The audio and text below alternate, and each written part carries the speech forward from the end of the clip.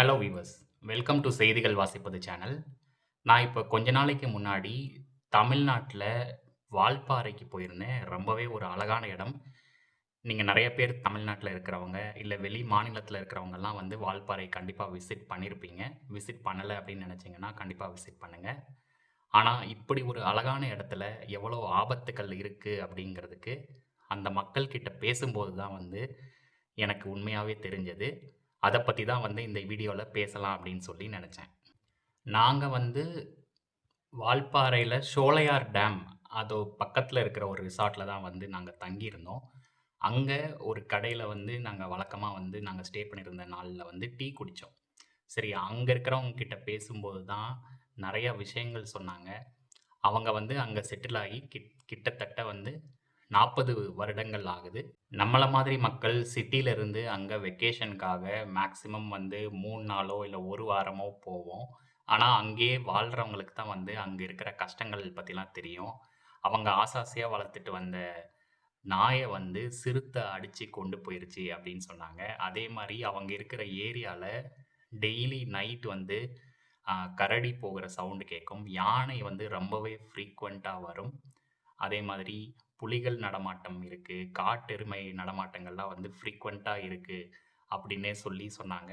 அது மட்டும் இல்ல, இந்த மான்சூன் டைம் அதாவது ஜூன், ஜூலை டைம்ல ரொம்ப மழை பெய்யும். ரொம்ப மழை பெய்ற காலகட்டத்தில அந்த மலைகள்ல ரோட்லயே வந்து அட்டப்பூச்சிகள் வந்து சர்வசாதாரணமா பார்க்க முடியும்.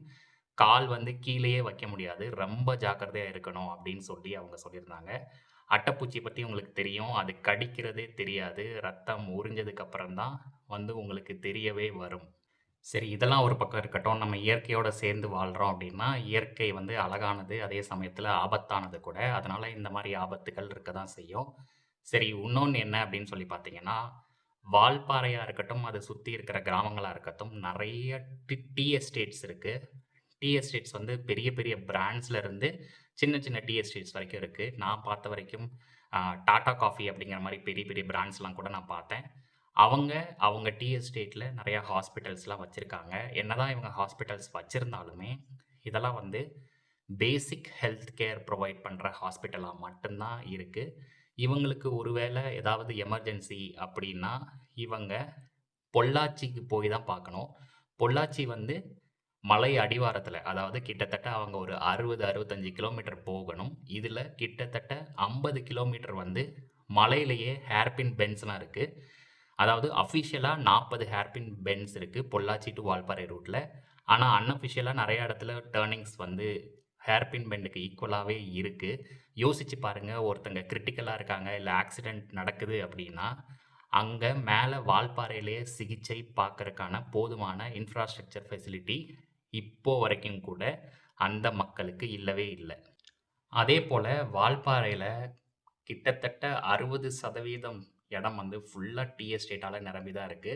அதுல வொர்க் பண்ற வொர்க்கர்ஸ்க்கு எவ்வளோ வேஜ் கிடைக்கும்னு எதிர்பார்க்குறீங்க? ரொம்பவே கம்மியான சம்பளம் தான் அவங்களுக்கு கிடைக்குது. அதே மாரி அவங்க எவ்வளோ ரிஸ்க் எடுத்து பண்றாங்கன்னா, அந்த டீ பிளான்டேஷன்ஸ்க்கு நடுவுல நெறைய அட்டைப்பூச்சிகள் இருக்கும். அவங்கள பார்த்தீங்கன்னாலே தெரியும். ஒரு காலுக்கு வந்து ஃபுல்லா வந்து ஒரு க்ளவுஸ் மாரி இருக்கிற ஒரு ஷூ தான் போட்டிருப்பாங்க. அந்த ரோடு வேலையெல்லாம் செய்வாங்க. அவங்க தார் ஊத்தி வேலை பார்ப்பாங்க தெரியுமா? அவங்க போட்டிருக்கிற அதே மெட்டீரியல்ல இருக்கிற ஷூ தான் போட்டிருப்பாங்க. அப்படி இருந்தாலுமே அவங்க டீ இலைகள பறிக்கும்போது, அவங்க கைகள்ல கண்ணு, மூக்கு, மூஞ்சி அப்படின்ட்டு எல்லா இடத்துலயுமே வந்து அட்டைப்பூச்சி ஏறுறதுக்கு நெறையாவே வாய்ப்புகள் இருக்கு. நம்ம வாழ்க்கையில தினசரி வந்து டீ வந்து ஒரு அவாய்ட் பண்ண முடியாத ஒரு பானமா ஆயிடுச்சு. ஆனா, அந்த டீக்கு பின்னாடி எத்தனை குடும்பங்கள் இருக்கு, எத்தனை கஷ்டங்கள் இருக்கு அப்படின்னு சொல்லிட்டு இங்க வந்து பார்த்ததுக்கு அப்புறம் தான் வந்து நான் இத புரிஞ்சுக்கிட்டேன். நீங்களும் இத பத்தி தெரிஞ்சுக்கணும் அப்படின்னா, இந்த மாரி வால்பாறை அப்படி இல்ல அப்படின்னா, எங்கெல்லாம் டீ பிளான்டேஷன்ஸ் இருக்கோ அந்த ஹில் ஸ்டேஷன்ஸ்ல போய் பாருங்க. பார்த்தீங்கனாலே உங்களால புரிஞ்சுக்க முடியும்.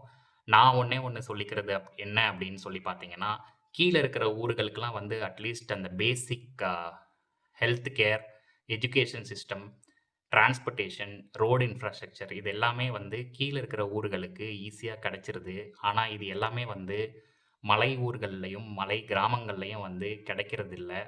இதுக்கு முன்னாடி இருந்த வால்பாறையோட எம்.எல்.ஏ. அதாவது எக்ஸ் எம்.எல்.ஏ.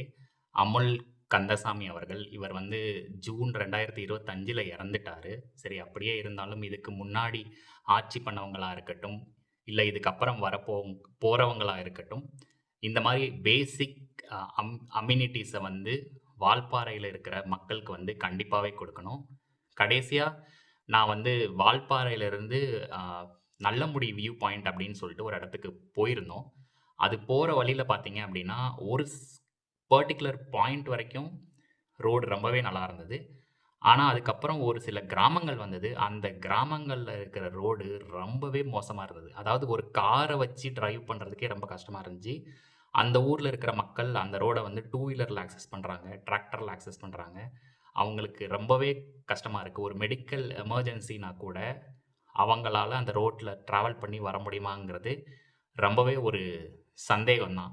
இந்த மாதிரி நிலைமையில தான் வந்து நம்ம தமிழ்நாட்ல வால்பாறையில இருக்கிற மலை கிராமங்கள்லாம் இருக்கு. இதுக்கப்புறம் ஆட்சியில யாரு வந்தாலும் சரி, அந்த தொகுதியில எம்.எல்.ஏவா யாரு வர்றீங்களோ, இதெல்லாம் ஐடென்டிஃபை பண்ணி கண்டிப்பா அந்த 5 வருஷம் டெர்ம்க்குள்ள இதெல்லாம் ஃபிக்ஸ் பண்ண வேண்டியது உங்க கடமை. முக்கியமா நான் வைக்கிற கோரிக்கை என்னன்னா, இந்த மலை கிராமத்தில இருக்கிற மக்களுக்கு ஒரு நல்ல நவீன மருத்துவமனை கண்டிப்பா தேவைப்படுது. இத வந்து வால்பாறையில கண்டிப்பா அமைக்கணும் அப்படிங்கிறது தான் என்னோட கோரிக்கை.